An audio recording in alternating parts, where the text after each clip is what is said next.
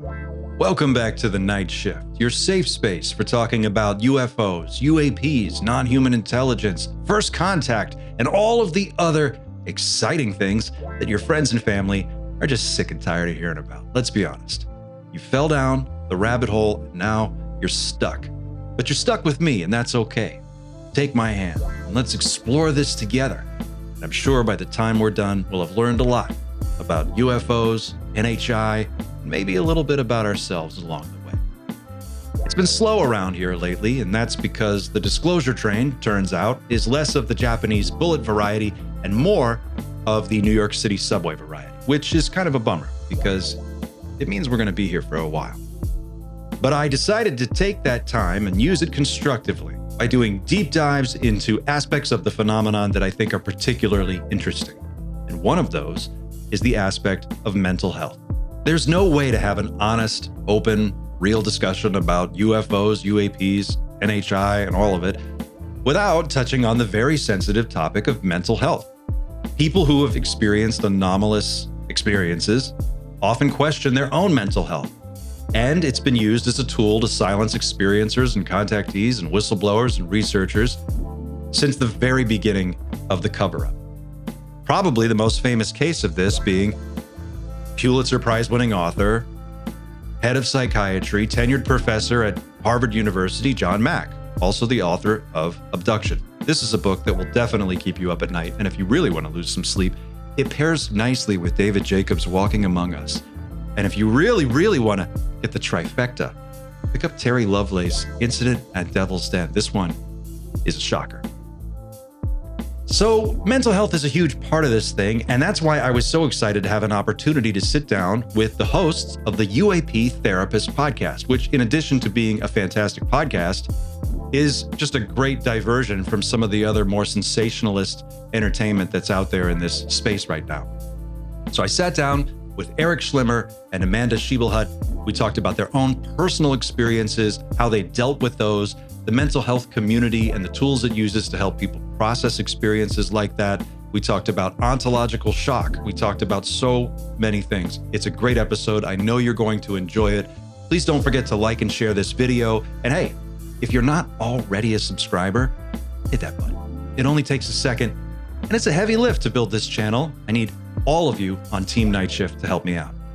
Thanks for watching. Now enjoy the interview. Yo, it's the night shift. On patrol area 51. Eyes are laser locked like a loaded gun. CCTV feeds. We can kill it if it bleeds. Strange transmissions, encrypted feeds. A number of questions for both of you. I don't really have questions individually for either one person. So as much as we want to get into one or the other, you can feel free to kind of jump in and just go back and forth.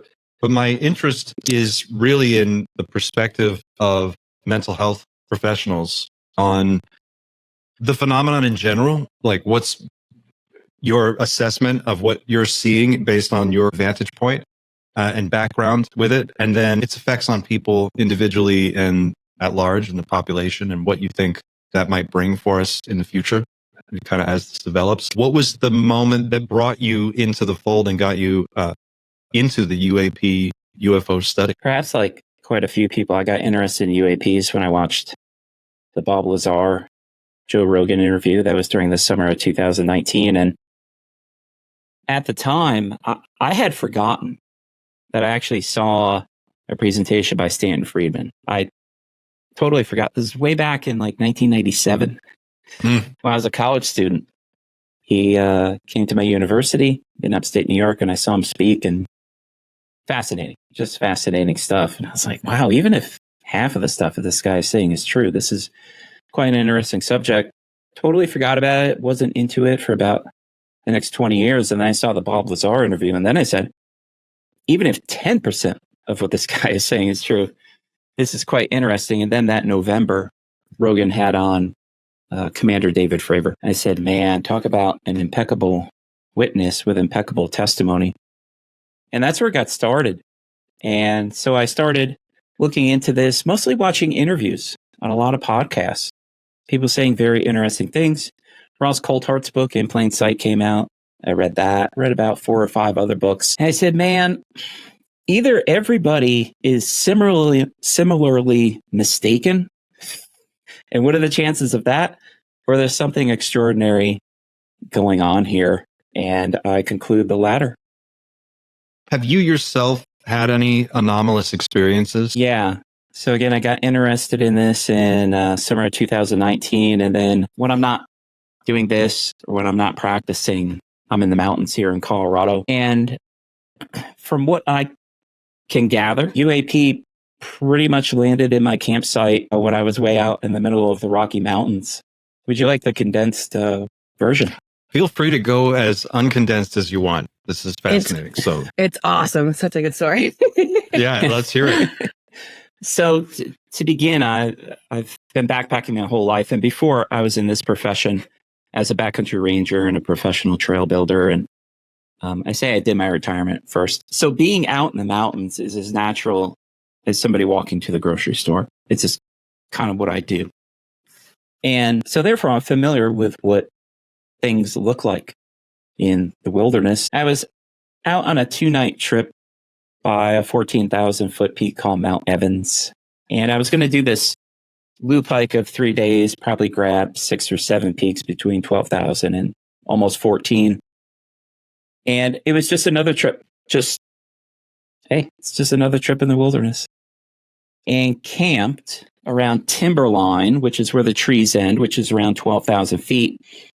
You don't want to go much higher in case there's a lightning storm. You have nothing to hunker underneath. And Amanda can agree with this. My style is very Spartan. So if you saw me backpacking, it would look like a day pack. I mean, I don't really bring anything.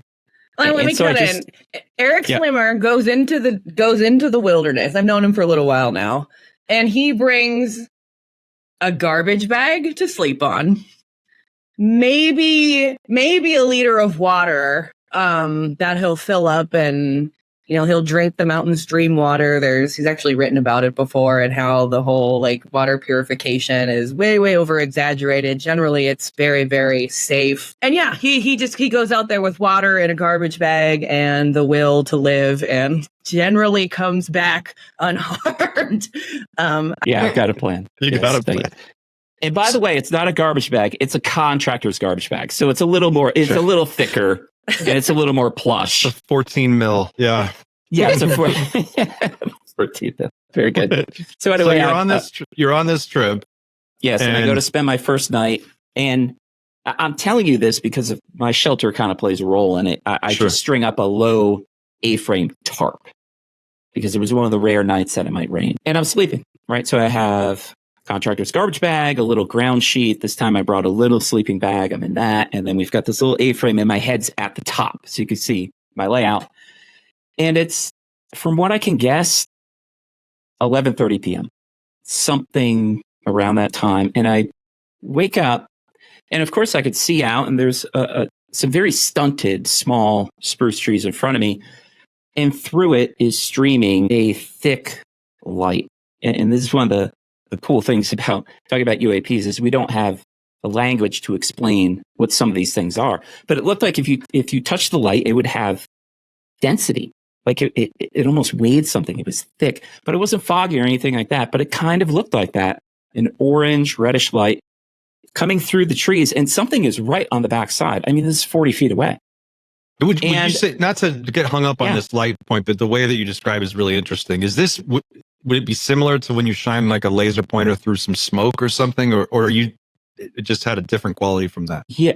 Yes. It would look like light, like diffused, not a point, but diffused light through fog or smoke. Because what it's doing is, as it's shining through this small collection of stunted spruce, it's also casting shadow from the small trunks of the trees. So it's kind of broken up like fingers. And it just looks thick. And I wake up maybe 2 seconds and immediately fall back asleep, which is fascinating because you would think I would like to wake up and determine what this is. Right. Immediately fall asleep. And then now I've woken up from a camp. I'm up to about 1,200 nights camped in the wilderness. And when I wake up, it's just, you kind of wake up, you're groggy, and then you got your jar of peanut butter, and you have a snack, get a drink of water, check the time. And I would usually look at the stars, see if it's going to rain or something like that. This was a an awakening like never in my life. It was, the only way to explain it is intentional. And I get on my elbows and it's this fluid movement to look at something. It's like while I was sleeping, I knew there was something there.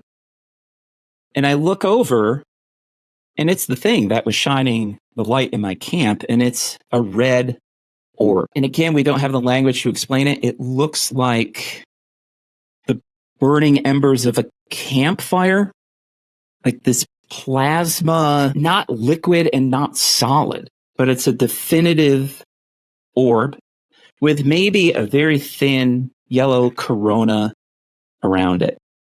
And as you look over, there are two 14,000-foot peaks. You have Bierstadt, Evans, and then connecting them is a knife edge ridge called the Sawtooth. And by the time I look over, it's on the Sawtooth, just slightly going over it, very slow. And it's going to descend down the backside where I can't see it. And there's no other way to explain it. I don't know what the hell happened. Something happened with my consciousness where I could see it much closer. So it didn't come toward me. It's almost like I went toward it. I don't know. And I got a very good look at it. I had my phone and I have a camera because I'm a birder. I carry a nice digital camera with a zoom lens. And I thought, I'll take a photo. And I reached for my camera and found it immoral. I just shouldn't take a photo. And it just descended off the backside of the Sawtooth as a storm was breaking up. There were some clouds. And then I received a message just when you thought it couldn't get any weirder. We are here. Goodbye. That's it. The way I took it, and I don't know why I took it this way, your research is correct. It's great that you're helping people with this matter. We'll see you again. Okay. And I fell back asleep like I have never slept. You always wake up in the wilderness. There's an animal scurrying around. It gets cold. You get thirsty. You get hungry. You got to pee, whatever. I slept like the dead. Wake up the next morning. I had no recollection at all. Walking up my next peak. Now I'm above timberline. There's Bierstadt, Evans, a Sawtooth. I could see everything. And about 4 hours later, I looked at the Sawtooth and I said, I think something was in my campsite. And for some reason, I thought it was a rabbit or an elk. I thought something visited me. And then about 8 hours, 9 hours into the next day, I started kind of remembering this weird light. Camped the next night, and that was as far as my memory got. Camped the next night. Yeah, maybe, I guess I saw something. I don't know what it was, no big deal. Eventually drive home at the end of day 3. And when I got home, it was this rush. It was like a 5-gallon bucket of ice cold memory poured into my brain. I remembered everything. And to make a long story short, the next 7 days, I had what we would call acute stress disorder. It's almost like a short-term post-traumatic stress disorder. I cannot look at anything round. It really upsets me. And anything red really upsets me. I didn't sleep for 4 days. And when I was in my house, all the lights needed to be on. Always. And you could tell something was up with me. And at this time, Amanda and I were working at a private mental health practice. And the owner actually took me aside. And she's like, what is going on with you? You don't seem like yourself. I told her the story. She's very open. She's the one that helped start UAP Therapist Podcast. And took a couple of days off and went from there. Now, the last bit that I should mention that's very interesting. I know John Ramirez. John Ramirez has been on UAP Therapist Podcast, the retired CIA officer. John has unique insight into UAPs for a couple different reasons. And I said, what the hell? And I emailed him. And I told him what I just told you. I did not mention the part that I received a message. I said, can you offer any insight? And John has told me and others, and I think he kind of finds it annoying. He's like, I'm not this guru sitting on a mountain and I can talk to aliens. It doesn't work that way. I said, I realize that. Do you know anything? And he said, he actually had me kind of straighten out the timeline. I had it backwards when I woke up and when I fell asleep. I don't know how he would know this.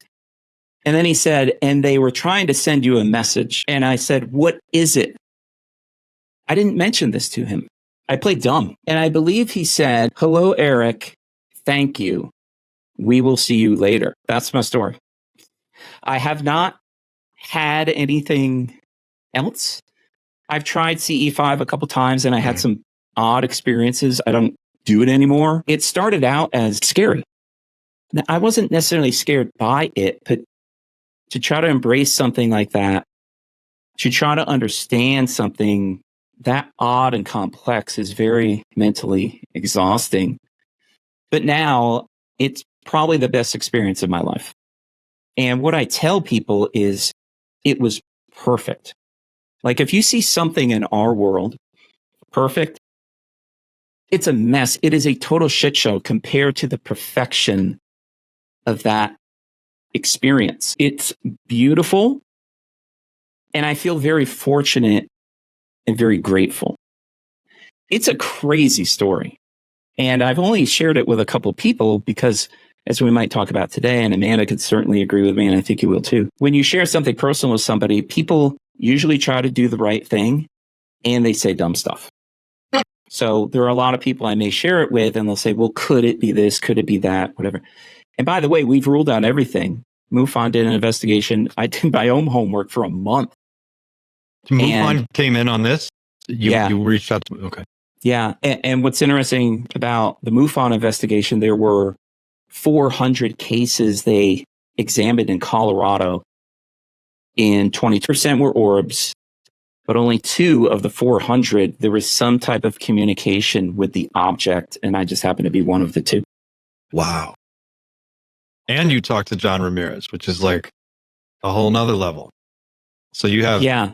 And there's no way he would have known, and there's no way he could have guessed. Interesting. When you were having this experience, how far away were you from the orb? Were you able to make an estimation of how big it was and what your distance? When I saw it over the sawtooth, it was 2 miles away. When I had the light streaming into my camp, 100 feet, 180, it was just on the other side of the trees. Are you familiar with Bledsoe, Chris Bledsoe? Are you familiar with? I only know the name. Unfortunately, I'm not very familiar with his work. Chris Bledsoe is an experiencer who had a very similar experience to what you described. And but his experience was with him, his son, and 2 guys who worked for him. They were all on a fishing trip together and they saw orbs, orange, red orbs, and emitting light. And then they had missing time and a whole experience. I'll send you a link to the Dolan interview. Richard Dolan did a great interview with him and he tells the story. Thank you. And briefly, speaking of red orbs, as part of my investigation homework and in my experience, I said, is anybody else seeing these?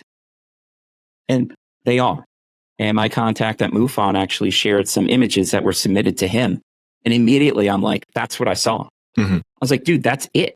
Like that's exactly what I saw. Or I saw artist renditions.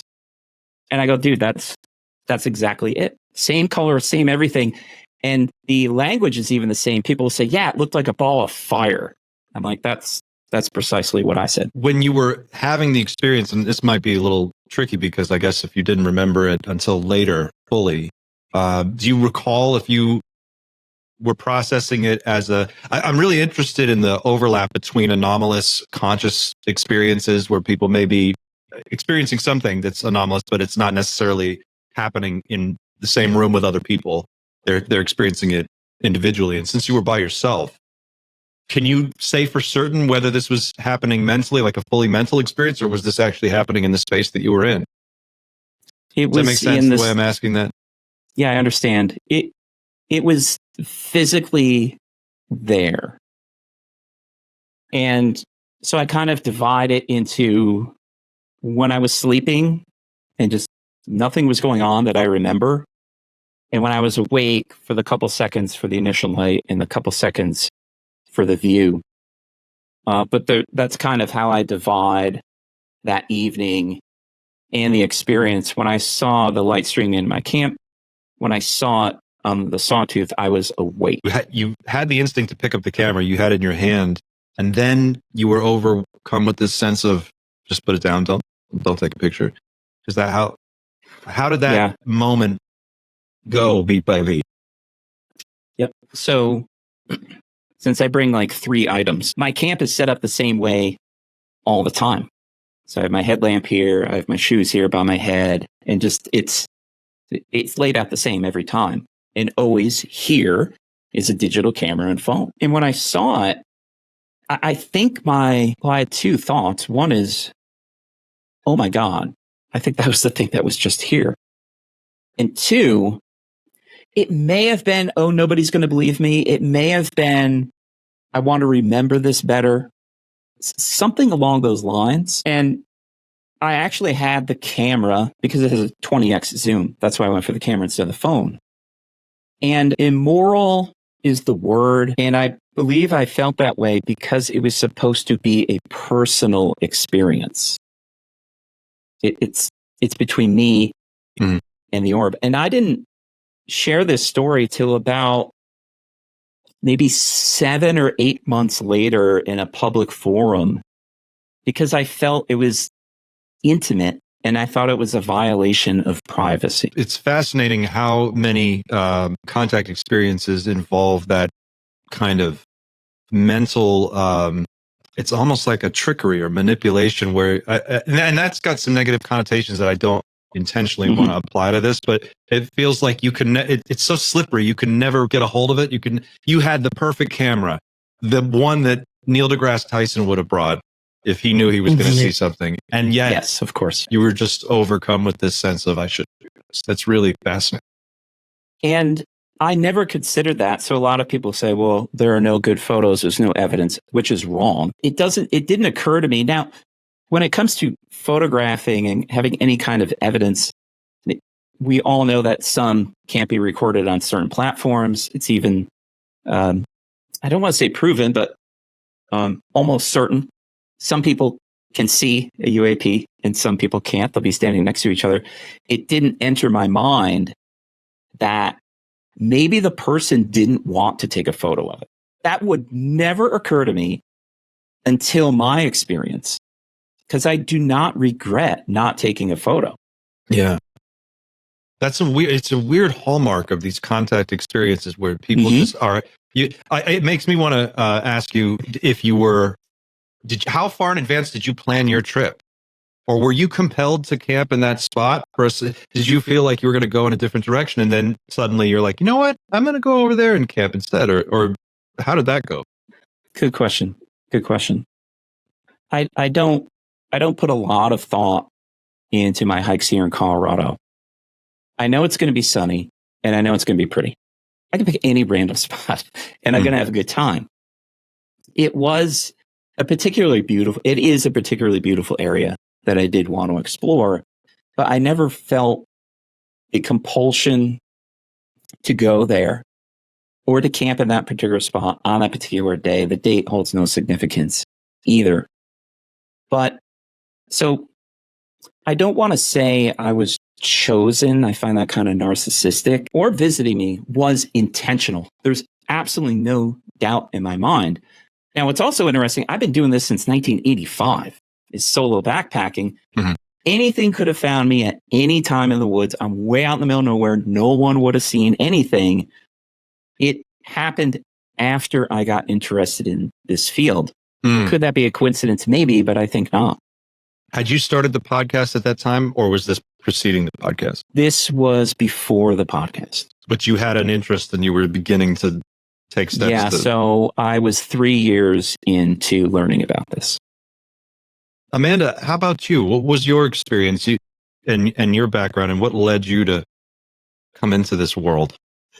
Yeah, so I'm still fairly new to the UAP community. Mostly it's been through when I met with Erik at work, and I was really one of the only people in the office, this large group practice, that he felt like he could go to and talk to about these things, about what he was interested about the podcast, without just the stigma, without, really feeling like the nervous laughter or this, just being dismissed politely. So I started talking to him about it. And, this was a couple years ago now. I met Erik right before his orb experience. Maybe what, a couple months, Erik? Like the it was short.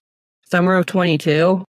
So he was going through, I mean, he was traumatized, you know, somebody who's been through something difficult, you can see it in their eyes, you can see it in the way they're carrying. I mean, it's just a heaviness. And it was very clear to me that something was going on with him. And that's what was going on. He was recovering from this phenomenon. And I didn't know, I had an experience when I was maybe 9 or 10, like 4th grade-ish area, where I had an orb visit me. And I had never put the two together. I'd heard of orbs before, and it was more, always in my mind, more in the paranormal realm, not UAPs. And I know there's a lot of overlap there in some people's minds. But that had me start thinking about my experience. And it's been unraveling since then, just learning more about it and how prevalent it is and all the stuff going on in Congress. All of it's fascinating, and I'm hooked now. But I am still very new. I'm still learning the names and stuff.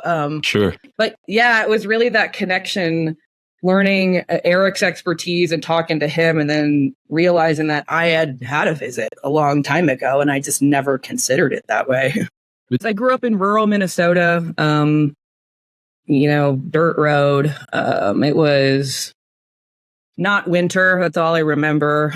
Green grass outside. And I had a bedroom to myself. My parents are upper middle class, so we had a pretty big house. And I had a desk in my room that was placed across from my bed. So my bed's against the wall. And if you were to like sit up in bed and look across, you could see like the lights of the monitor and the tower of the computer and stuff. Well, it was just a normal night, you know. I don't know if it was a weekday or a weekend. I don't remember, but I was just going to bed like any other night. And I had the covers up kind of up to my chin. This is how I sleep, you know, cuddling down for the night. And, you know, my room was dark. And I want to mention this first, that across my room, there was, you know how like your computer mouse has little lights on it. It just emits a small amount of light. There was a mouse or a light on my computer tower that emitted a soft blue light. And as I had the covers up to my chin, I noticed, I was just starting to fall asleep. I just noticed a movement just right on the edge of the blanket. And it was just from my perspective at the time. I thought it was a spider or a bug or something. So I threw my covers down.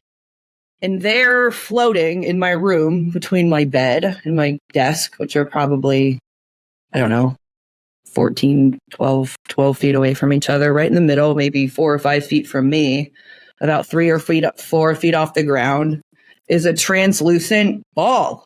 And it was translucent, but it was backlit by this, you know, kind of the blueness of the computer. But I could tell that it was transparent, it was clear, but it had substance at the same time.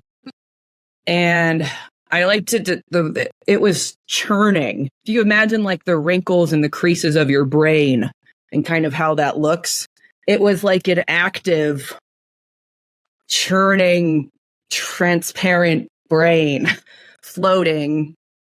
And if it had eyes, it was looking at me. Yeah. It was very clear to me that it was there and it was interested in me, looking at me, although it had no eyes. And as, you know, a young kid, I'm just paralyzed in fear. I had no idea what it was. I laid there and I covered up for, I don't know how long, maybe a minute, maybe an hour. I don't know.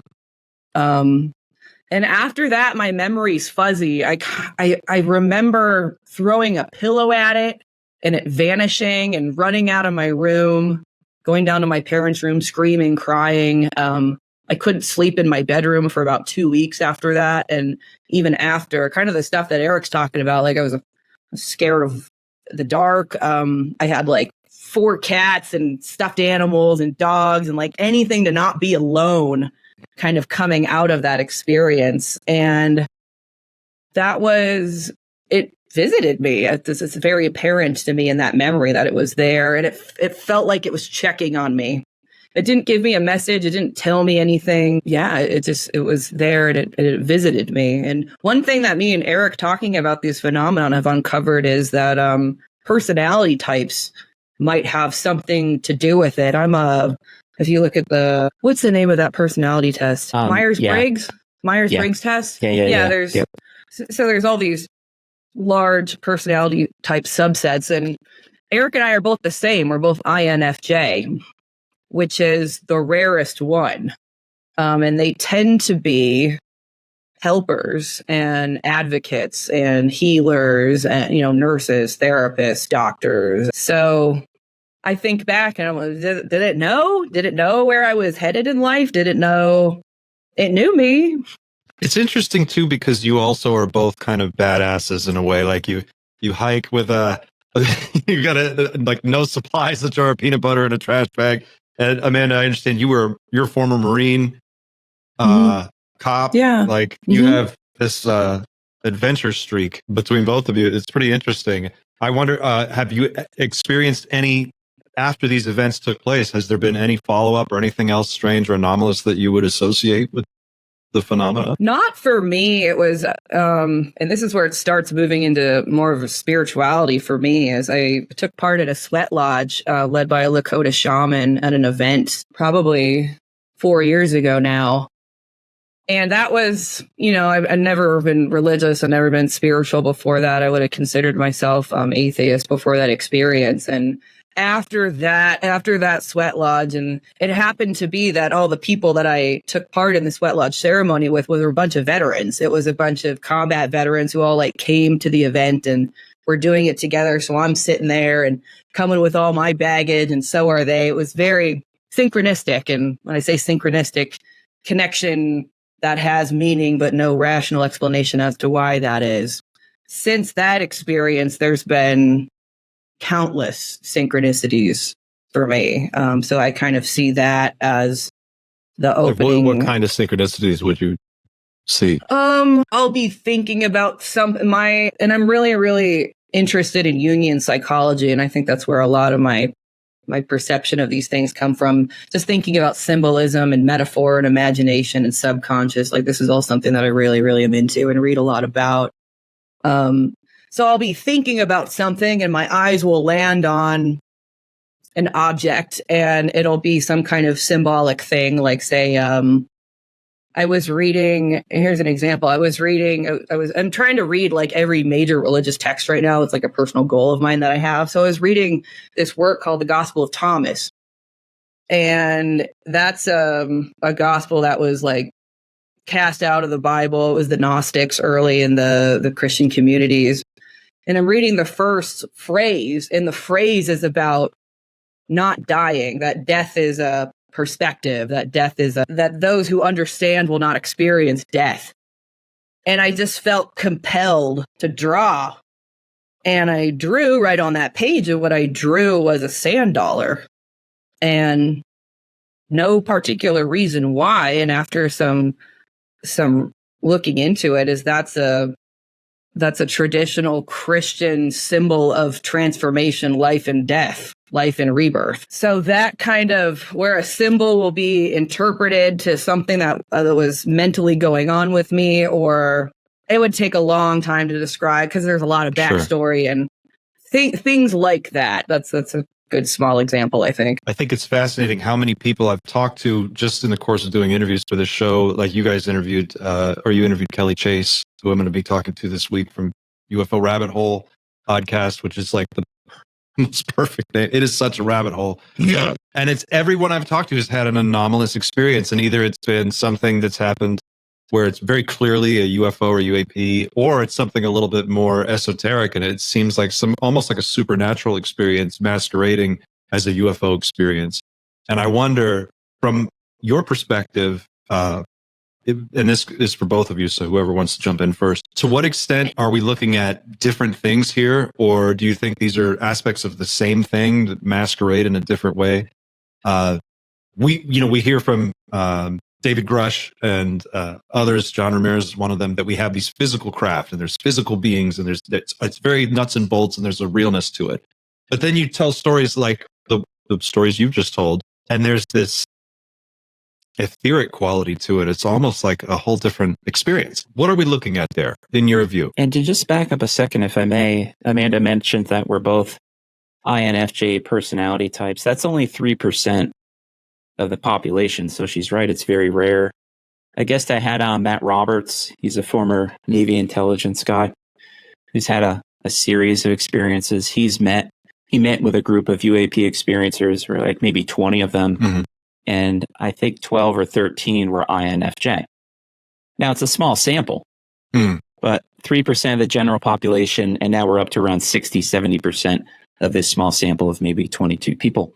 When it comes to UAPs, I'm very confident that some are, just like you said, it's a craft. It's a type of technology. When it comes to the consciousness part, I don't know, but I have a very strong hunch the craft interacts with the pilot's consciousness.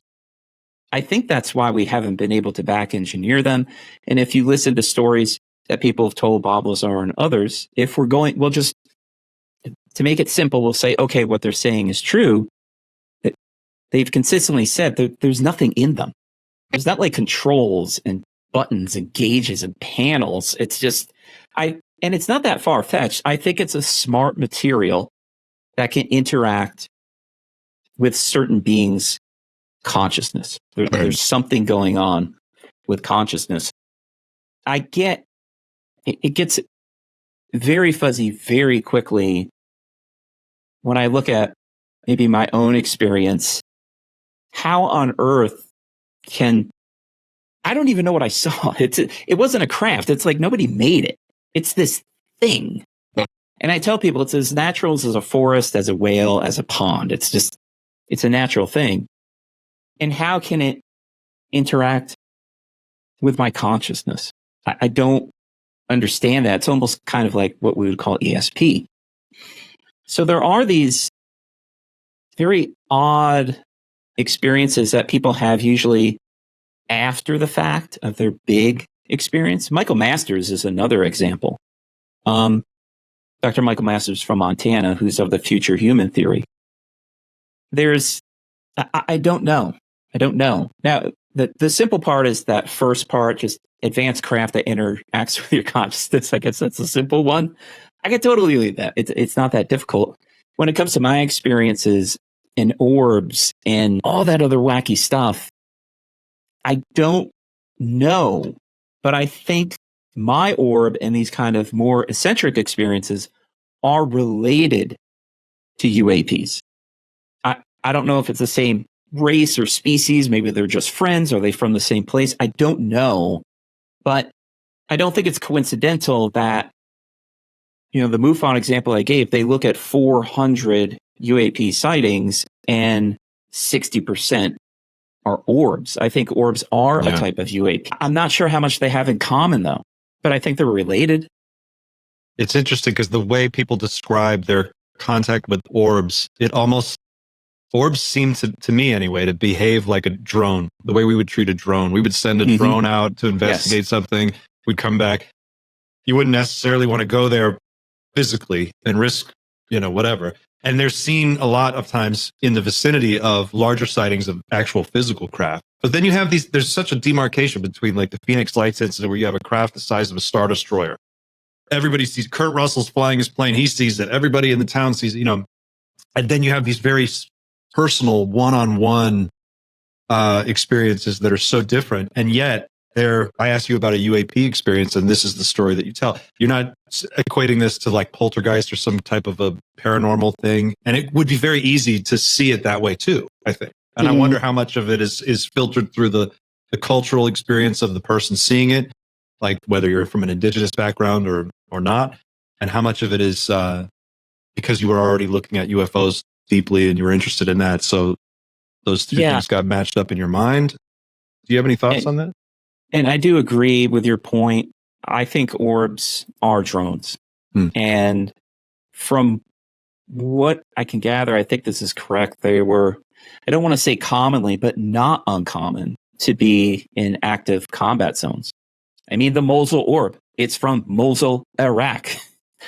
The orb that the DoD shared, that was in Syria. Somebody found out where that place was by looking at Google Earth. And so we're talking about the sphere. The when you look at the pictures or the video, it looks like a stainless steel bowling ball. Yeah. right? Yeah. And do you think that, are you suggesting that that might be an actual, like an orb that hasn't cloaked itself? Like what you saw might have been one that was semi-translucent because it was cloaked? Or you think they're the same thing or different? I'm not sure. I've asked people about this because they're commonly seen red and blue. Yeah. I wonder why that is. And so I asked a bunch of people. They think it has something to do with how it's propelled. And they use terms I don't even know. They say, oh, it's ionizing there. I don't even know what that means. They're commonly red or blue, or like the Mosul orb and the one in Syria. It's just, it really looks like it's made out of metal. Like it's an actual physical craft. Why one would be illuminated and the other not, I'm not sure. But people who know quite a bit more than me, I have said, hey, I think these, at least the metal ones, I think it's a data collecting drone. And I haven't had a person disagree yet. Amanda, what are your thoughts on this? Do you have an opinion either way? Yeah, I don't like the orb I saw. I think the human mind, we want to generalize. We want to say, this is what's going on. This is the answer. This is the thing. I think there's a lot of different things going on just based on the variety of experiences that people have with their own consciousness and what kind of craft they see. I kind of see orbs and craft as different. Like my orb was not a craft. It was an awareness. It was a consciousness. So I wonder, I just think of, I mean, it's established that consciousness can, or at least in my mind, can transcend the body. There are, like you interviewed that remote viewer the other day. People have these abilities to see and feel beyond just what the physical meat suit that we're living in this moment. I wonder if orbs are, an elevated level of consciousness and awareness that perhaps there's a point in evolution of the psyche or just intellect that it can exist without a body. It can exist without a physical body. And people who have died can tell you this is a real thing. There's a lot of near-death experiencers who say, I was fully myself with my personality and my memories, but I was looking down and I was outside of my body and I was still intact in a way. Mm-hmm. So are these dead people? Are they spirits? Are they, I don't know, but there's certainly a wiser, more advanced awareness and consciousness, at least in my mind. Now, does that mean that there's people operating it or if it's a craft? I don't know. Maybe there's a weird combination of the two. Like you'll see craft and maybe those beings operating that craft have reached a higher level where they can manipulate certain technologies with consciousness. And then there's a level above that where they don't need technology anymore. That's kind of how I look at it. I think it's a combination of either just, beings and awareness without a physical state. And then there's really high tech stuff that we're seeing too. Yeah. And it's tough to differentiate sometimes. I mean, some of this stuff is probably our own stuff that we've developed in-house. Some of it's probably, we don't know how many different types of non-human intelligence we're talking about. Are they all aliens or some of them indigenous to this planet and just older than us? That's the question. I think the whole field of ufology is still trying to get its arms around and figure out like what exactly are we dealing with. If we had to zoom out for a minute and go to like the 30,000 foot view from your vantage point as an experiencer and as someone, both of you hosting the podcast and talking to lots of different people about this, and as mental health experts, if you could zoom out and just see the 30,000 foot view and you were telling somebody who was brand new to this subject and they ask you what's going on, what would you tell them? How would you describe the moment that we're in right now? Well, I'd start the sentence with, I'm not sure, but there are a couple different things going on and I'm open to all possibilities. And I highly doubt it's just one thing. So I remember when I started really studying this subject, there were some theories I stumbled upon that I immediately just dismissed. I mean, that's ridiculous. I started old school. It's from another planet and the thing's got a Hemi and it got here. That's it. They had it floored and they arrived finally. And then somebody said, well, they could bend the space-time continuum and it's from another dimension, which David Grush has mentioned. And at first I'm just like, that's just silly. What? But what I'm starting to realize is the theories that sounded quite eccentric and unbelievable at the beginning are quickly gaining traction for me. Now, it is part of it. And we just interviewed a physicist, and he helped us understand this. How do you traverse long distances in space?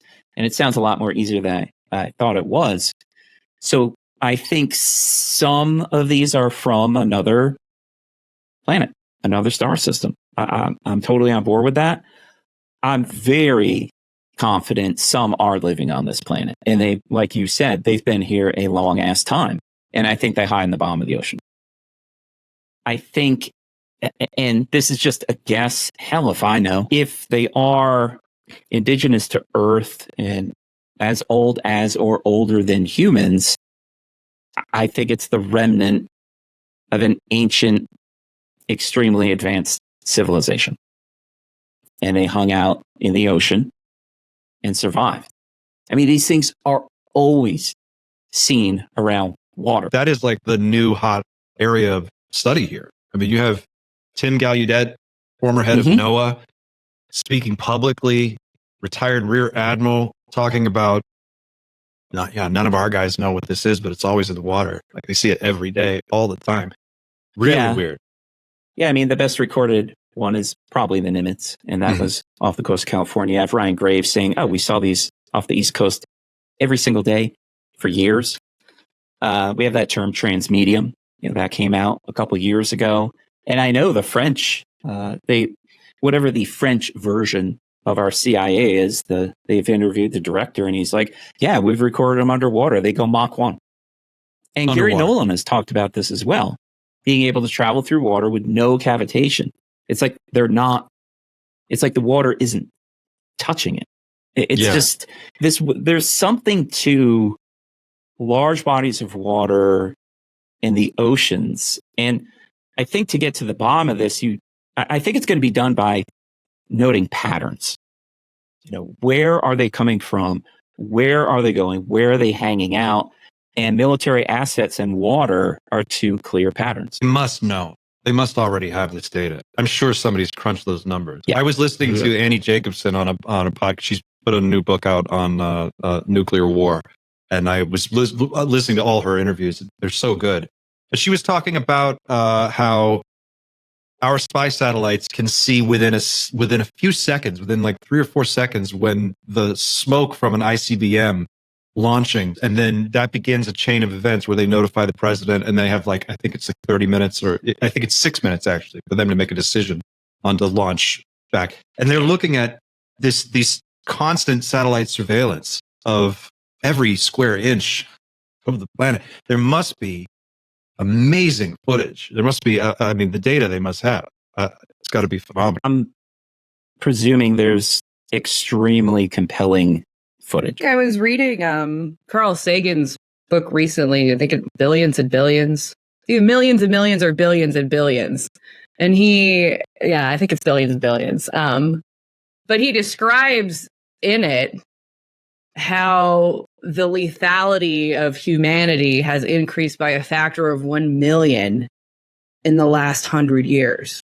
By a factor from a sword and a musket to an atomic bomb. We are 1 million times more effective at killing each other than 100 years ago. And we see that, there's things flying around nuclear sites and military.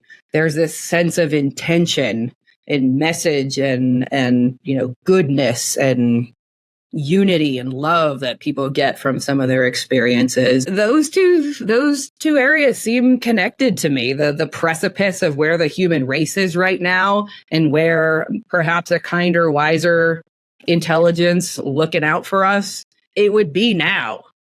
And in all of human history, it would be right now. We are far more capable at annihilation right now than at any other time. So if they were going to intervene, either strategically one person at a time trying to, get us on the right track so we don't destroy ourselves, or it would be right now. I'm not saying for sure that's happening. But there's some interesting points that kind of indicate that. It's a very interesting question. Like why, the reason I ask why now, like, what do you think is happening now, is because it definitely feels like things have changed since 2017. And there is a, Ramirez talked about this. He kind of got famous on the internet when he said there's an event that they expect to happen soon-ish. Some huge, enormous thing is going to take place. And after that day, our questions will be put to rest and we'll all know where we stand. There is a presence here, and that we need to explain this presence, because if they show up and we continue to do what we did before previous decades and they show up, there will be mass panic. But if you understand that these are real, and we have 5 years from 2022, or maybe now 4 years, if they come in 2027, for the U.S. government to prepare the people about what is up there.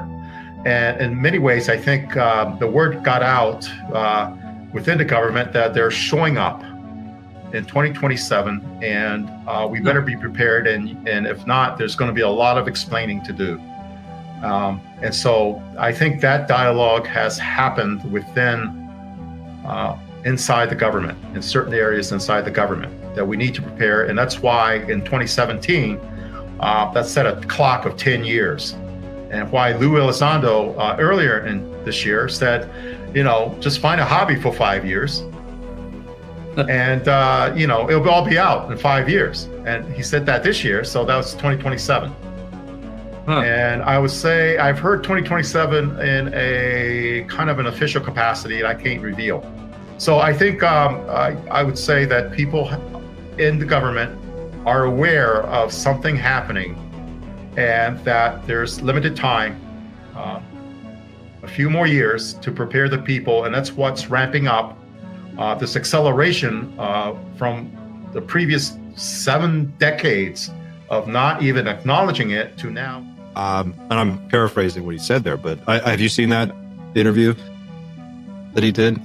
I haven't. Yeah. John definitely knows what he's talking about. He's quite insightful. He's extremely careful what he says. One of the earlier conversations I had with him, even before he appeared on the podcast, I just kind of introduced myself as, he said, anyone who says that they know doesn't. And I remember a couple of people telling me that early on. It's like, do not talk to those people, because I don't know. And they're not saying if I don't know, anybody doesn't know. They're like, nobody knows.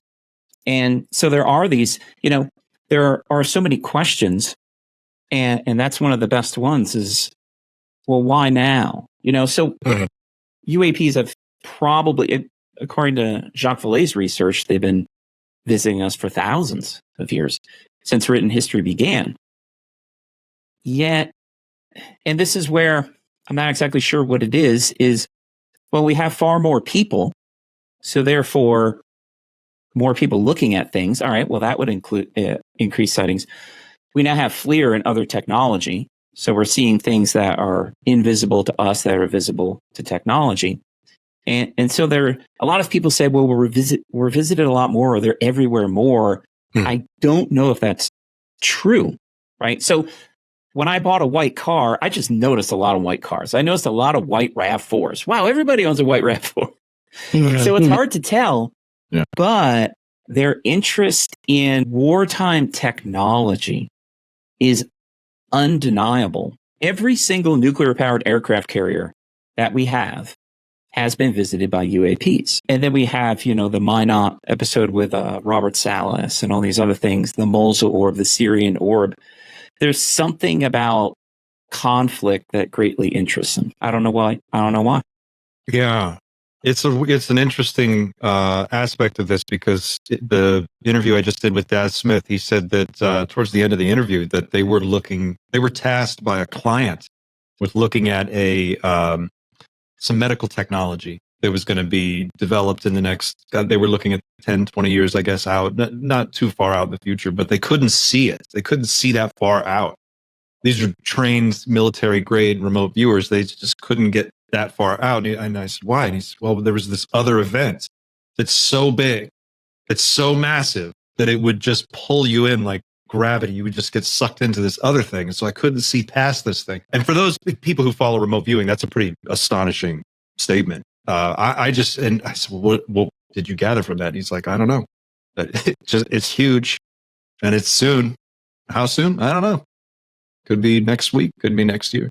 I think that's seems to be the question that everybody's dancing around, but no one really wants to address openly. I think Chris Mellon talked about it at his Soul Foundation presentation a little bit, the national security implications of what this all could mean. Are we dealing with a threat? Are we the threat? Are they the threat? They can come in and turn off our most powerful weapons at will. Does that mean, is that a show of force? Are they trying to help us out? I don't know. Amanda, go ahead. Just briefly, Amanda and I watched the hearing yesterday with, we watched it yesterday. It didn't take place yesterday with Graves, Fraver, and Grush. And there's a point in that. I forget who's asking the question. It's one of the politicians. And they said, from what you've seen, are these things probing our defenses? And without hesitation, they all said yes. Yeah.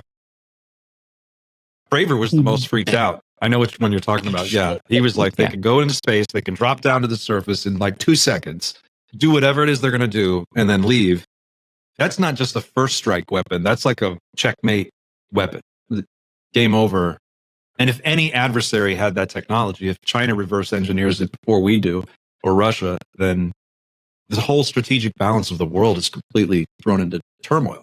Which is, I think, to your point, Amanda, about how precarious this moment is that we find ourselves in with all the nuclear weapons pointed. It's like that scene in Reservoir Dogs at the end.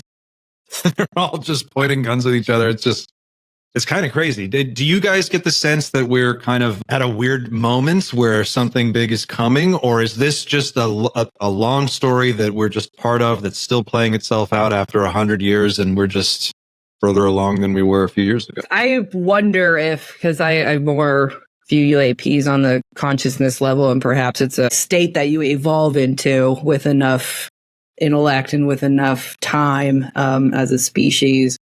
I wonder if this big event that these remote viewers are talking about is just the human race finally having to understand and experience an egoless state in order to coexist peacefully. And be an egoless state being the non-individual, non-self-important state, the universal sense of self, which if you experience ego death, if you've tripped your balls off before, or you've done some meditation, you lose your body. You still are near-death experiences, you lose your body. And I wonder if that's just the point that we have to reach collectively or to understand in order to survive peacefully as a species. And I think we do have the tendency to think we're much more important than we are. And so I do it to a certain extent, and I hear it in the UAP community is, this story has been building since the dawn of man. And you know what? They want to talk to us. They want to talk to the 2024 humans. I mean, they finally we have arrived, and they can get to work. I don't know, and these theories run the gamut.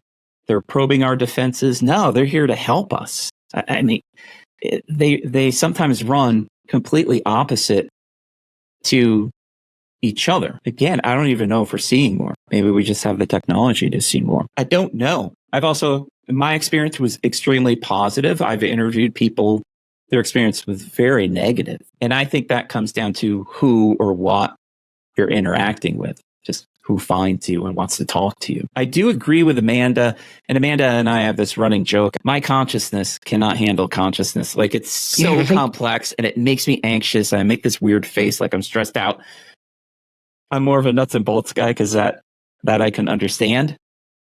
Why they are here now and what they do. I don't know. It's quite mysterious that they don't really talk to us. Yeah. And that is unsettling. If there was a guy just kind of wandering around my house for a couple years, occasionally peering in the windows, just tell me you're going to rob me. I would be much more at ease than you peeping in my windows for a couple of years. Many people, in fact, most people that in fact, I can't think of a case I'm aware of where this didn't happen. People who've had experiences of contact like the ones you described, that generally is associated with a departure from their old personality in some way. Like they seem to, a lot of them give up drinking or smoking, or they quit their job, or they change their career. They do something different with their lives after that point. In your experience, was that the case with you individually? And then when you talk to other people, do you talk to a lot of people who've had experiences like this? And do you see this? I felt that way. And it's kind of funny. I just said, oh, people think they're more important than they are. I felt like I needed to be an ambassador for humanity. That's how I put it. And I don't even really know what that means. It's just like, do the right thing, be moral, be just. People I've interviewed have said that. One in particular, my favorite guest, he's now a friend of mine, is Ken Day. He was a first Gulf War combat veteran. And he was the most forward medic of the entire coalition. His story is crazy. He had a compelling UAP experience when he was a kid. And he became a medic. His sister was there and she became a nurse. And I asked a similar question that you just asked. I said, does that stem from a UAP experience? Did they want you to become a medic, or did it change? It's like chicken and the egg. I don't know what happened here. And he said, well, I can tell you this, I was going to join infantry. And he said, ever since that experience, I've had this obsession with helping people ever since that day. I feel similar. I was already doing it. I was already a therapist. But did I become a therapist because I had some knowledge that I didn't even know of, that I was going to be in this field to become interested and help UAP experiencers? Like, what is the timeline? I'm not exactly sure. But that is a common thing I hear from UAP experiencers. Yeah. Yeah. And I think, any traumatic incident or any, earth shattering, religion challenging, spirituality challenging event can cause a shift like that, can cause a spiritual existential crisis. And I think a UAP phenomenon is just one of those things. I think it's just important to mention that it falls within the collection of things that can greatly transform a person at the fundamental level, because you're being confronted with something that doesn't make any sense to you, the same way the loss of a loved one would, or, a really horrible combat experience. It just shifts your entire perspective on life and purpose and life and death, and, really what's meaningful to do while we're here. That's a great way to put it, the meaningfulness of your activity. That seems to be, I had an experience that was like that, and it changed I gave up drinking. I walked away from a different career. I kind of changed my whole perspective on life. My personality, I feel it changed, become different. I just became much more interested in people and other people, and less interested in what I was doing all the time, and focus on, the meanness of it all. And so I think that's really interesting, the way that you described that. Because these experiences are so big and they're so outside of the realm of what you can even put words to. It's very hard for people to even describe them. So. And it's interesting because you got people like Erik who voluntarily get into this information and exposure just learning about UAP experiences, and then he has one. And then there's people who have them repeatedly without asking for it or without wanting it. So what does that mean? That makes me think about the intention of the encounter itself. What is the purpose of that? It's a big question. I think we all have a tendency in our zeal and excitement of aliens and UFOs to try and weave together some kind of like master storyline that ties all these threads together into one cohesive whole. And it feels the deeper you get into it, the longer you spend with it, it feels like we're dealing with a dozen different things or more that are all kind of happening at the same time. And really what's probably been going on is we just have a very small picture of reality, and it's actually a lot bigger than we think.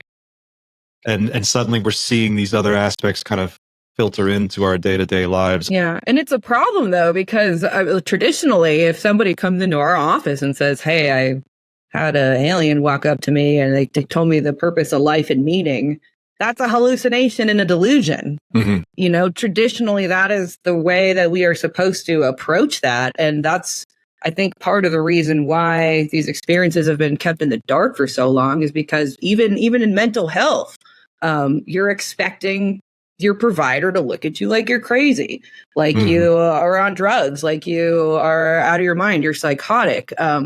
There's a thin line in my eyes between spirituality and psychoticism. People, God talking to you, you see things, you hear things, you feel things that other people don't hear, feel, or see. That's the definition of psychosis. But it's also an extremely important part of the psyche to have, I think, to get a handle on and to develop, to mature as an individual emotionally and psychologically. Do you think that has anything to do with, is our scientific language incapable of just describing a lot of the things that are happening, so it falls short of coming up with reasonable explanations, and so this person must be crazy? Like John Mack, famously head of psychiatry at Harvard, almost thrown out, called before a review board for even looking at the idea of abductions and taking it seriously. And that was like probably the most famous example. There's this resistance to just say, okay, well, what if these things are happening? We don't have the equipment to measure it yet. What do you think is the state of mental health professionals in general with regard to this, as this phenomenon seems to be getting more and more public every day and becoming more widely known? Do we have the tools to address this in a large way? Well, as far as the profession goes, it's stigma that keeps those interested in it from talking openly about it. On Twitter, I've had therapists and psychologists contact me. I invite them on the podcast and they were like, are you crazy? Like, dude, no way. And they don't use their real names on Twitter because they're going to be ostracized. We recently interviewed Matthew Zadagas, who's a UAPX team member and a teaching physicist. And I said, did students come up to you and they're like, hey, you're the UAP guy? He goes, oh, yeah. Did they want to work with you? Oh, yeah. He goes, but I tell them, don't put it on your resume. This is what you put: photographic and video analysis. You worked on a UAP project with me, because they're not going to hire you. They're going to think you're crazy. And it's the same here. I mean, if I'm looking to work at a practice, I'm not mentioning my podcast. It's just not going to happen. If somebody says, oh, I hear your podcast, what is it about? Mental health. That's all I say. It's about mental health. So there is that heavy stigma that there are probably more people like me and Amanda than I think. And Amanda thinks and everybody thinks. They're out there. They just don't want to look like a weirdo because of the stigmatization. When it comes to actually helping a UAP experiencer, it's basic therapy skills. So you would not need to be trained in a type of UAP experiencer therapy, but you would have to know something about the field. Right? So what I tell people is, let's say I go around saying, oh yeah, I'm a therapist for combat veterans with post-traumatic stress disorder. And somebody comes in, I say, yeah, what happened? And they're like, oh my God, we got caught in this ambush in Fallujah. And I go, wait, we were in Fallujah? It's not going to work. Right. So if somebody comes to me with a UAP experience and they're like, well, I mostly got interested because of the Nimitz. And I'm like, the what now? So you would have to have a basic understanding of UAP history and modern UAP evidence. But when it comes to working with a person, just listen. And I remember I worked with an experiencer. He was just a normal client. And then he got to talking about this. And he told it to me. He didn't know about my podcast. He didn't look at the bookshelf of the office. He had no clue I knew about this stuff. He told the story. And I just go, okay. He's like, you don't think I'm fucking crazy? I was like, no, I get it. And then he looked over and he saw all the way, it's like day after Roswell. And I was like, yeah. And he started laughing because our meeting was serendipitous. Having just a basic understanding of UAP history and modern evidence is good. And then just listen, it's not that difficult. And you would probably be treating anxiety acute stress disorder, post-traumatic stress disorder, or they just need to verbalize it to somebody because they tried to tell their friends and family and they said something dumb. Do you get the sense that the stigma is starting to crack a little bit? It seems like this has become much more relatable for most people. I look at, like, you type in on YouTube David Grush interview and you look up Joe Rogan and he's got 11 million views, you know, and then there's just interview after interview, 10 million, 9 million views. It seems like people aren't as turned off about this as they might have been 20 years ago. Yeah. The number one Joe Rogan video is still Bob Lazar. Still Bob Lazar. Still Bob Lazar. After all these years. And Fraver and Grush and Graves are up there as well. I do think it's changing. Overall, I think we're still operating at a massive deficit. I think Amanda nailed it. If I told a therapist my story, I don't think they would be like, oh, that kind of sounds like this. One, they're completely uneducated. And look, we can't be interested in everything. Mm-hmm. But I think the go-to reaction would be a mental illness that can be diagnosed. That's how it would be treated in general.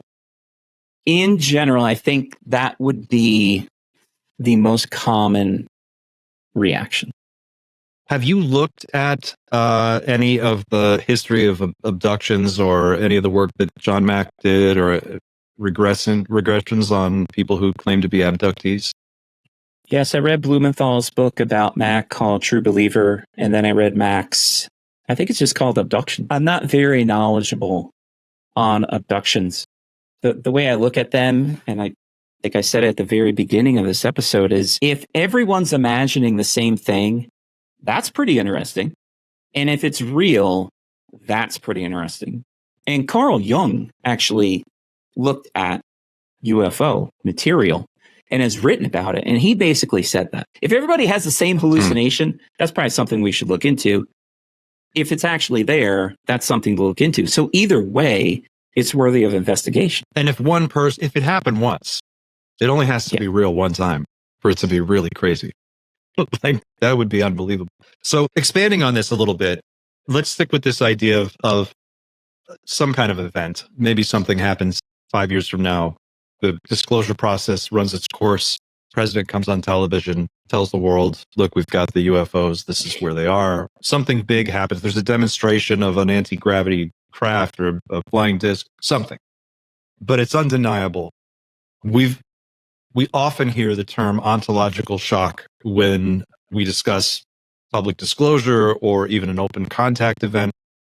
Can you explain what that term means and talk a little bit about what that would look like? If something big happened, like, how would society process that? Aside from total shutdown, I think it's just a lot of people would be panicking. I think that there would be a lot of religious pushback. There already is. I mean, your religious background informs what you see and how you interpret it. It might be the devil that you see. It might be grandma's spirit. It might be a craft. Based on how you see the world around you, it's gonna Erik, what do you think? The ontological shock on a grand scale, what would that be like?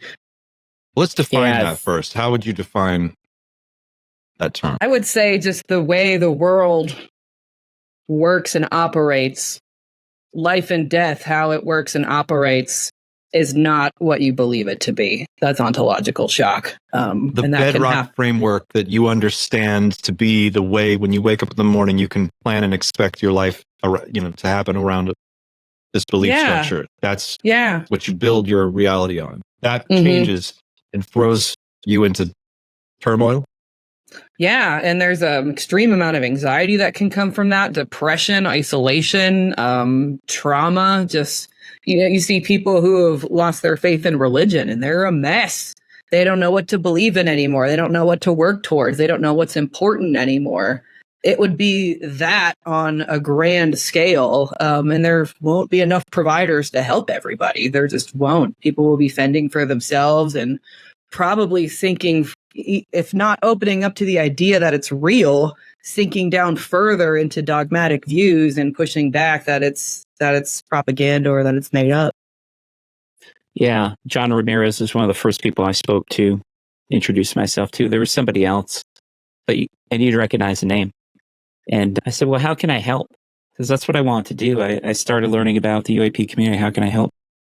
He said, just keep doing what you're doing. When we open Pandora's box, we're going to need a lot more therapists. That's what he said? He said that's one of the first things I was told. So we're in a good position. He said this not to. That's what he was told? Or is that what he told me? Okay. That's what he told me. When we open Pandora's box, we're going to need a lot more therapists. Just keep doing what you're doing. You're probably going to come in handy. There's nothing in my lifetime that's even approached ontological shock. And then I was thinking, maybe a couple centuries before, I was thinking maybe the horrors of World War II were quite shocking for people that others were capable of such things. But there's nothing that has approached that in my life. I've thought about this, and it's a good question. So, yeah, Biden or whomever gets on and just, hey, man, rolls it out on a dolly. It's like, this is it. I think a lot of people won't believe it. I'm thinking around half will just be like, oh, because what's so interesting, I'll have like a colleague at our former practice and, oh, what's your podcast about? And I kind of open up to them a little. And then I'll say something like, there's no easy introduction. I'll be like, yeah, some of the Orbs are probably data collecting drones that are in the ocean. And they're like, oh, I have to go over there now. They're not interested. Right. But people who know me know that I only say things that I believe to be true. Right. So you would think they would just be compelled, just drawn into that conversation. And a lot of people are like, oh, I think my lunch is getting cold. So I think a lot of people will not believe it. Because we do have people saying, well, I need to see a good video. They're out there. I need to see a good photo. They're out there. Now, I need, it'd be great, a whistleblower who is probably like a former intelligence officer for the Air Force. Like a colonel. That. Yeah. Yeah, a colonel maybe. Yeah. His name rhymes with brush. Yeah. We have that for you. And they just keep ignoring. I think a lot of people are just going to go about their business. And I think that's a defense mechanism. And I'm one of them. Who the hell wants to deal with that news? I just want to go to work, have a cup of coffee. I don't need that news from the president on a Monday morning. I just kind of rather maybe not have it because it sounds really stressful and anxiety provoking. The other thing that I think is going to happen, and I don't really know why I think this, is I don't think people are going to go to work. I think it may stem from them taking the view no one's in charge. Humans are in charge. Yeah. Like it's game over, right? Oh yeah, these craft go so fast and they have consciousness and they interact and they could turn off the nukes and turn them on or whatever. You know what? No one's in charge of this show, meaning Earth anymore. I'm just going to do whatever the hell I want. And I liken it to a similar example is you have a tornado that wipes out a trailer park in Missouri, right? There are people who, so the storm comes, levels a place, sounds like a freight train, way worse, death and destruction. They wake up the next morning. Of course, it's sunny. And it's just a pile of smoldering rubble. The people who did not acknowledge the reality that the storm was approaching, they're going to be wandering around in a daze, in a psychotic state, not knowing what to do. The bathrobe's undone. They got one slipper on. They're bleeding, don't even know it. But the other people who knew the storm was coming and prepared for it, they're on the other end of the trailer park and they have a broom and a shovel and they're cleaning the mess up. That's what's going to happen. So if the president were to roll out a UAP on a dolly tomorrow and say, hey, look, guys, this is the deal. I think Amanda, I think Clint, Erik, and the rest of us are like, I figured as much. Then you're going to have the group who's like, this is fake news, made up. April Fools came early this year. And then there are going to be people who are going to be like, holy shit. And they're going to lose their minds. I think it's going to be those three. It feels like what you just said about people won't want to go to work once the authority of the United States is superseded by something that's almost infinitely more powerful. We've got everything invested in that brand right now. Like we are the superpower. We're in charge. Everybody we've maintained the planet since World War II. You're good. And yet yeah, something even bigger could happen. And then it would be like, well, yeah, why should I pay my taxes? Or why should I go to sit in a cubicle all day and shift ones and zeros around? And people have questioned, why doesn't the Pentagon, the DoD, however you want to put it, just come out and say, hey, we don't have control over our airspace. Like Fraver was saying, and you mentioned it before, he was asked, can we defend ourselves? And he chuckled. He's like, no, everything is completely ineffective against them. That's not a good look if you want to be in charge. That's a really poignant statement. And that's probably what it is. That's probably what's behind the secrecy is that once they realize, in fact, I think it was I don't know if it was the RAND Corporation. It was a think tank that did a white paper on this years and years ago. And they suggested that people would stop going to work because of that. They also went a step further. I think they said scientists would stop researching things. They just wouldn't. The technology that we'd be faced with is so insurmountable that we would just give up and pack it in. And I think I've always looked at it from the other side of like, it represents a different path for a human society to take. And if you knew that there was an alternative that didn't destroy the biosphere, didn't destroy the planet, didn't destroy our ability to persist as an organized civilization, many people would probably choose that. They'd probably choose the alternative. I know there's cases of during the early days of the United States where colonists would get taken by indigenous tribes and they would join the tribe. They wouldn't want to come back. Even if they got rescued, they didn't want to come back because the egalitarian nature of living amongst the indigenous people was so much better than the world that they were used to that they preferred it. And I wonder to what extent we would be faced with something like that. It's really Ramirez. He cost me a lot of sleep because when he says things, the types of things he says they're so definitive and they're so like, oh yeah, just hang in there. You're going to find out as your understanding expands and as you spend more time with this and as you develop the podcast and you speak to more and more people. Do you find that your interest in UFOs and UAPs has turned into an obsession? It seems like for many people that's the path. It becomes this obsession that takes over and suddenly all your books are UFO books. Or is it for you, is it more of a passive interest that you just maintain as you go? I'm getting more and more into it. I still am on the track of collective unconscious and Jung and archetypes and symbolism, and just that aspect of it is most intriguing to me. And it also informs my clinical practice, which is helpful. It's the rabbit hole, I don't think there's a better way to describe it. It's just every step I go down further and further, there's more to it and more stuff is coming out every single day. It's hard to get away from once you step into it. Thanks, Erik. Sorry about that. I'm the opposite, actually. I haven't read a UAP book in a year. And I think it's for two reasons. One is my UAP experience. So it'd kind of be like if you were a scientist looking for an endangered bird and you finally saw it, you'd be like, oh, yeah, I saw one. I know they're out there. Yeah, there are a couple left. I saw it in the Amazon. Big deal. Right. So now his research will probably end. Not that I'm not still looking into it. I am. But I've toned it back a bit. It's I think it was best put by, I guess, Ken Day, the combat medic. We were texting a while ago, and we were talking about the recent UAP legislation. And he goes, I don't need disclosure. I got a 1920s UAP experience once. So what are they going to tell me I don't already know? Right? The other aspect the other reason I might have backed off a little bit on just being immersed is I don't think I'm going to find a good answer as to what this is. I think it needs to present itself. There are some good theories, but there's way more that we don't know than know. And so I'm not just kind of throwing my arms up. I'm like, well, I don't know, I guessed.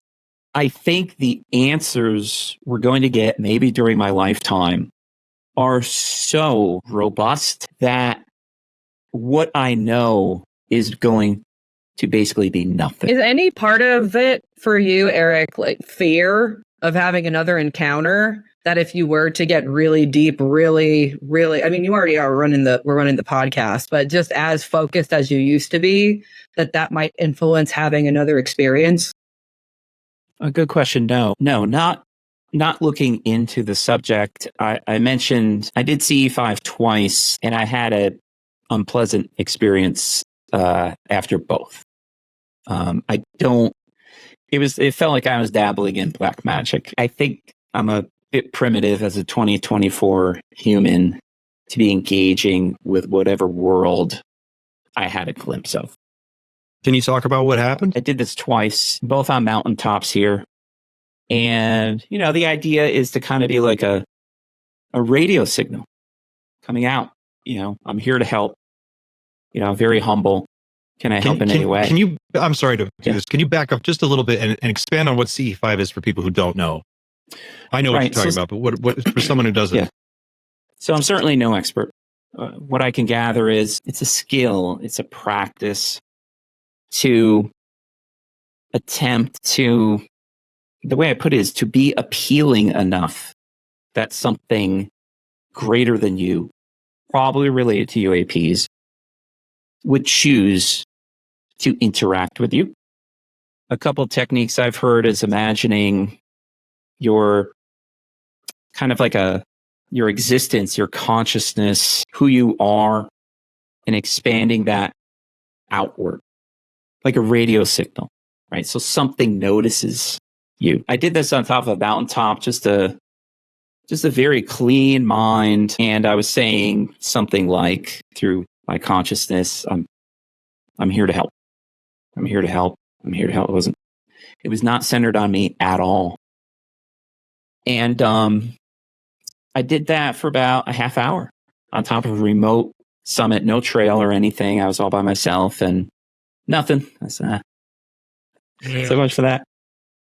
I tried it again about a month later. And both times I had a similar experience afterwards, but I didn't put two and two together. Like I did it and then had an experience that night. And then the second time, and I had another experience that night. I was like, oh, and I don't know what happened. I don't think it was my imagination. I'm sane. I'm sober. And they both happened when I was here in my home. The night after the first time, I was sitting here, and not to sound too weird, the only way to explain it is there was something in my house looking at me. And it was such a strong feeling. I thought something was going to materialize. And it was where I'm sitting. My couch is over there. And I was staring at this one spot. And the only way I can put it is something was looking back at me. I don't know what. And did it feel negative? Did it feel like there was a negative vibe to that? Yeah, I got the feeling it was something like, you're good, but you're not that good. Stop. Wow. Like, don't. No. 2024, you're basically a caveman. Cut it out. Wow. Stupid. That's the feeling I got. The next time was a similar feeling.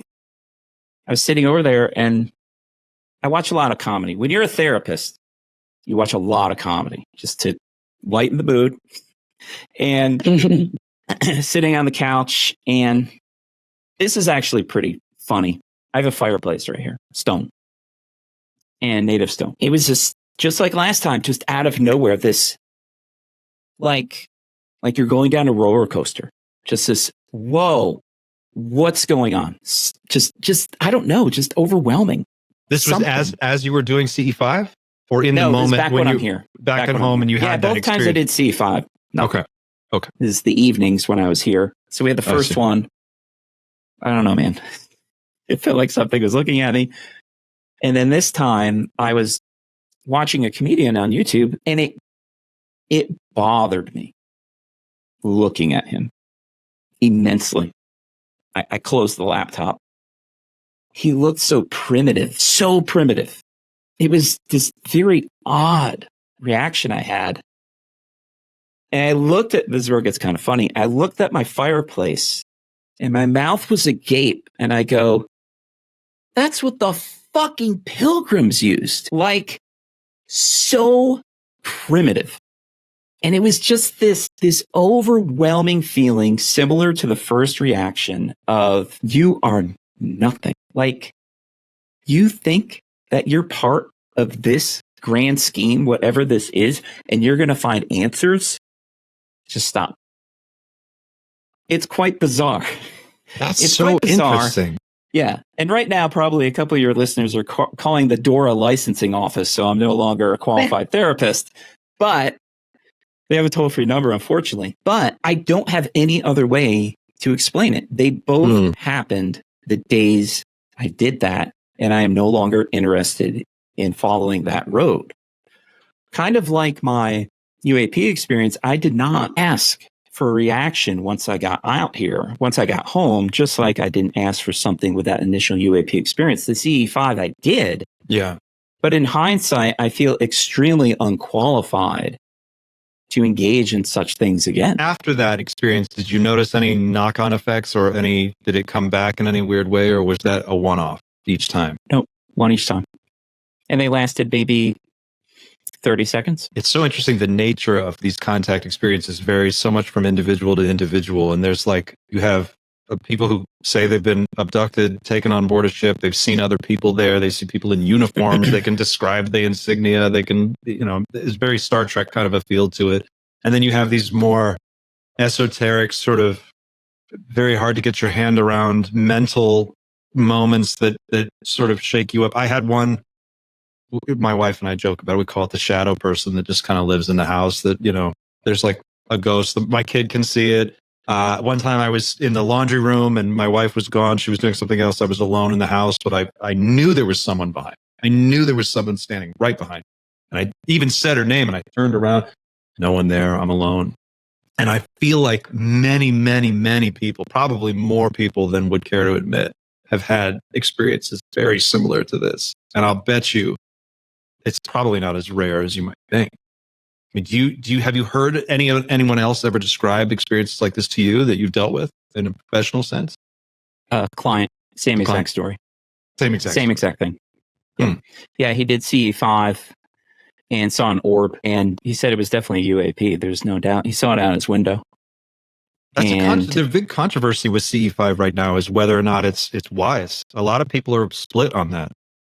John, you have to drink every time I say John Ramirez. John Ramirez told me, he said,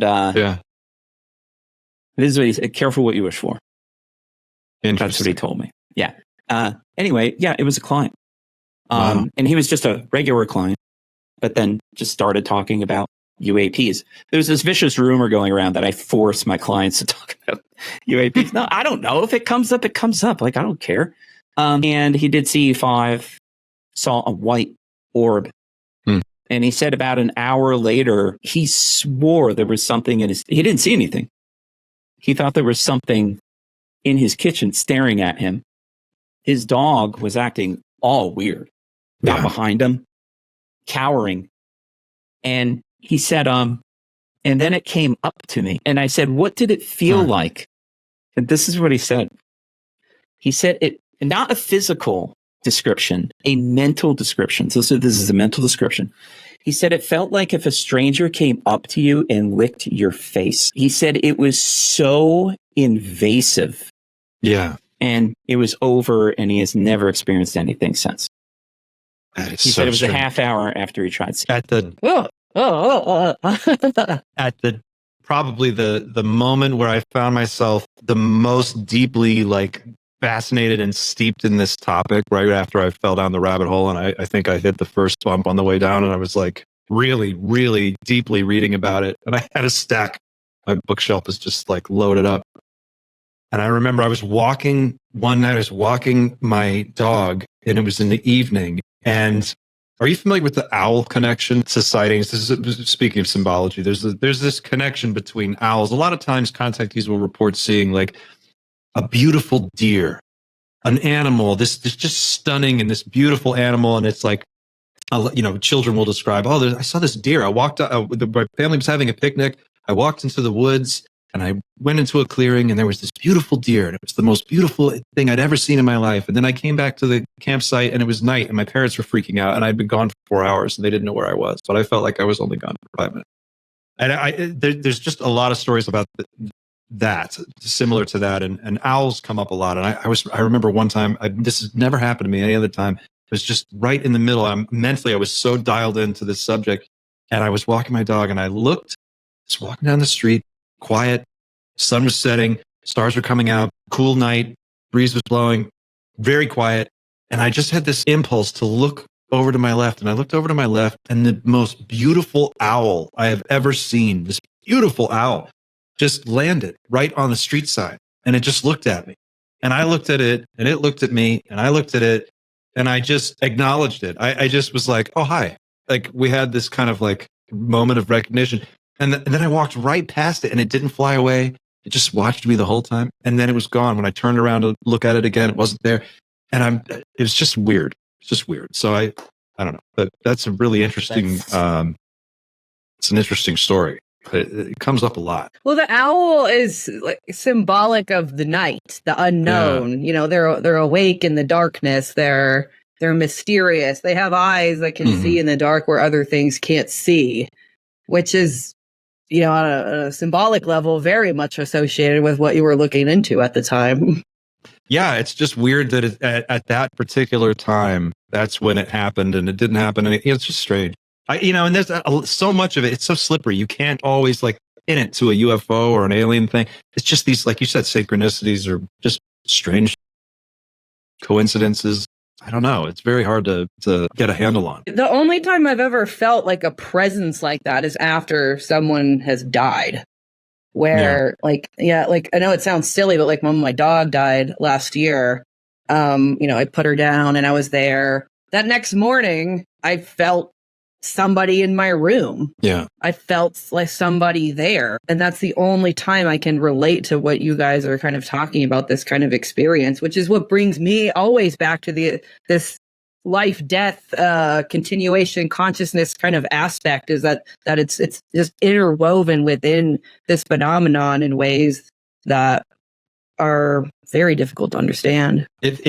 One gets the sense that consciousness represents some fundamental fabric of reality, that there is an associated technology that can be developed to harness consciousness in some way. And it's like trying to figure out if you went back 500 years and tried to explain fusion power to someone, they don't even have the framework to understand what you're talking about. And I feel like that's kind of where we are. Like there's this, it's consciousness is so much bigger than we understand it to be in our day-to-day lives. And there are ways of harnessing it, using it, flying ships with it, doing things with it, sending it from place to place. Ingo Swann, one of the most famous remote viewers ever, shut down the quark detector at Stanford Research Institute with his mind, and it was buried in concrete. And they were like, he didn't even know what room he was in. It was just in the room, and he was able to describe what it looked like and draw it. Hal Puthoff did a lot of that early research, and Hal's been associated with the UAP topic forever. Famously, there's a story of Ingo Swann going to sending his consciousness to the moon, or traveling there is the way he describes it, to remote view whether or not there was some activity happening there. I guess that they suspected there were beings or there was something going on the moon. And he did see that. He said he saw people working. They were doing some kind of mining operation, but that they knew he was there. Even though he was his consciousness, they spotted him. And he's like, they know I'm here. They see me. And he freaked out. And then he came back. And I believe they chased him out, if I understand it right. And so it definitely seems like there's something there. So strange. What aspect of all of this fascinates you the most? And as you expand the show and interview more and more guests, do you have a focus or a direction that you want to take it in? Or are you just exploring it in general terms? Yeah, I think in general terms. I've had many people comment that they like that we interview just regular people. I mean, you would recognize some of the names, but a lot you wouldn't. The majority, maybe Matt Roberts, John Ramirez, and maybe one or two other people, but this is regular people like me and you, quite authentic and quite interesting. We we do our best to ask not the same questions, just like you're doing. You're asking excellent questions. I think people have grown a little tired of, and they're still valuable. Don't get me wrong. It's just kind of the same people and you ask them the same question. And we've had guests say, thank God you didn't ask me that damn question. I've already answered it. Go look it up. I've answered it 12 times already. I'm enjoying it. Amanda's a recent addition to the podcast, and she's a great compliment because I am a very concrete thinker. I have trouble thinking abstractly. We had a recent guest. I said my parents took my imagination from me at a very young age, and I haven't found it yet. I'm just very concrete thinker, where Amanda can hold conversations about consciousness, and it comes out in her comments and questions this afternoon that she has a much better imagination, not in a fanciful way, but to imagine possibilities. Amanda, how about you? What is your area of interest going forward as you continue to dive deeper down the UFO rabbit hole? Right now, I'm most excited about the intersection of spirituality and phenomenon, just like the collective consciousness idea, how that relates to out-of-body UAP experiences. What does symbolism, and you look at early primitive artworks and you see crafts, you see very basic shapes. It seems to be has been around for a long, long time. How does the individual spiritual religious experience and perspective of an individual relate to the UAP phenomenon? And just walking that line, because as a clinician, you don't want to be wrong either. So someone comes in, they say they're seeing things, hearing things, there's legitimate psychotic people out there, and you want to be validating and open to the people who have experiences, but also have a cautious eye so that there's no real mental illness going on here. Or is it a little bit of both? Because Jung did famous studies, he worked with the schizophrenic population, and he would be able to help them based on the archetypal, mythological hallucinations they were having. Yeah. So yeah, and really, really, things like you have to work within the framework that as they understand it to help them. Is that kind of the idea? Yeah, you need to be able to know where the person is coming from, what they believe in, what they believe, their religion, spiritual background, and their questions and their belief system informs what they see and how they see it. And just that, and also the line between psychosis and spirituality and paranormal, and what the fuzzy line is, where they intersect, where they differ. It's just this, it seems like it's so complicated and no one quite knows yet. And every little interaction with every client or every UAP experience I learn about or read about, it's just a little bit more light, a little bit more clarity. So that's most exciting to me right now. I have to wrap it here. We're out of time for today, but I just want to ask you before we go, is there anything that I haven't asked you about that you want to get into before we wrap up? Oh, outstanding. Very thorough. I'm good. Yeah, I'm good too. Cool. Well, where can people go to find, where's the best UAP Therapist podcast experience to be found? YouTube, Apple Podcasts, where can people find you? Yeah, each episode we record with video. So we have a YouTube channel, it's just UAP Therapist Podcast. We're up to 20 episodes and 5 are being edited as we speak. I'm excited to see my episode. I can't wait to. I know. Finally. I know. Yes. Well, Erik, Amanda, it's been a pleasure talking to both of you and getting your perspective and your unique perspective. I think that actually, as this subject expands and becomes more and more of an everyday issue for people, you may have made the best business decision ever, positioning yourselves as UAP therapists. Thank you so much for taking the time to chat with me today, and hope we can do it again sometime soon. Yo, it's the night shift. On patrol, area 51. Eyes are laser locked like a loaded gun. CCTV feeds, we can kill it if it bleeds. Strange transmissions, encrypted feeds. I can feel it coming in the air tonight. UFOs right up the sky. Something isn't right. Dark truths hidden, but I'm aware. Night shift soldier, guarding secrets everywhere.